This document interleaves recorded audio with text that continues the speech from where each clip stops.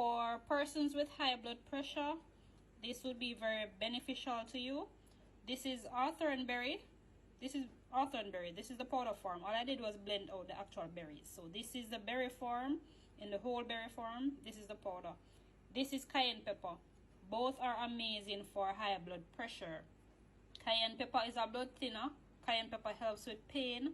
Cayenne pepper helps with heart attacks. Arthurnberry also is amazing for the heart. So you see how they work together well. So both, like I said, this thins the blood.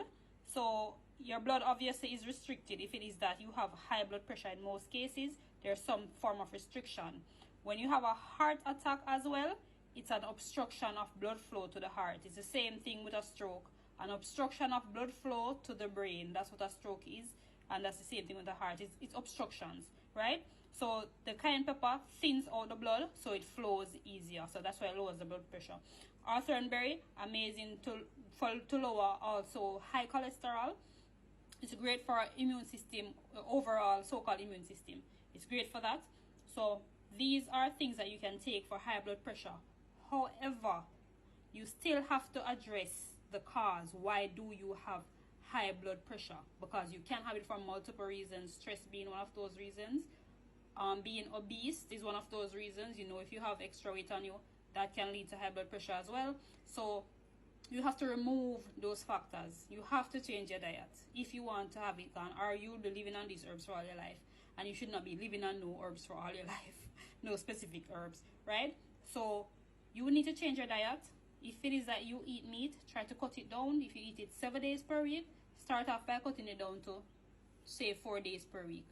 Until you can cut it down. Because my sister brought down her blood pressure naturally using cayenne pepper. Cayenne pepper, she changed her diet. She cuts down her meat consumption to once per week.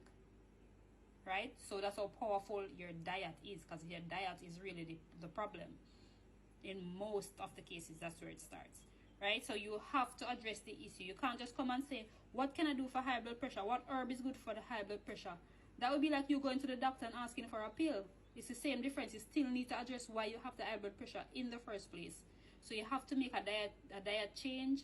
You have to change up the stuff that you're eating, the salt that you're consuming. The best salt to be using is either pink Himalayan salt or Celtic sea salt. Right? Sea salt, natural sea salt.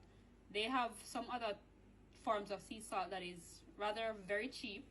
That's not the proper one. That's very processed. So that wouldn't be the one.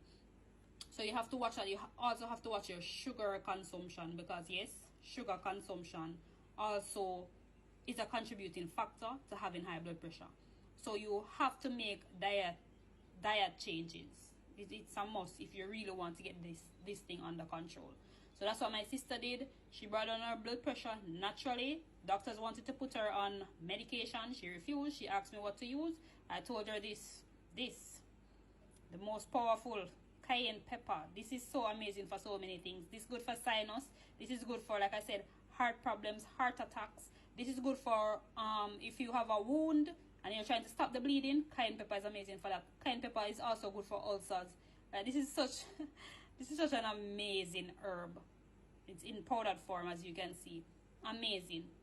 So cayenne pepper is also good for pain. Cayenne pepper is good for headaches, arthritis. Like, it's so amazing, the properties. I have to do a video on cayenne pepper alone, honestly. That's how amazing it is. So yeah, these are herbs you can use for high blood pressure. But once more, you have to make some serious changes in order to get that under control without needing herbs, right? So this is a way to start.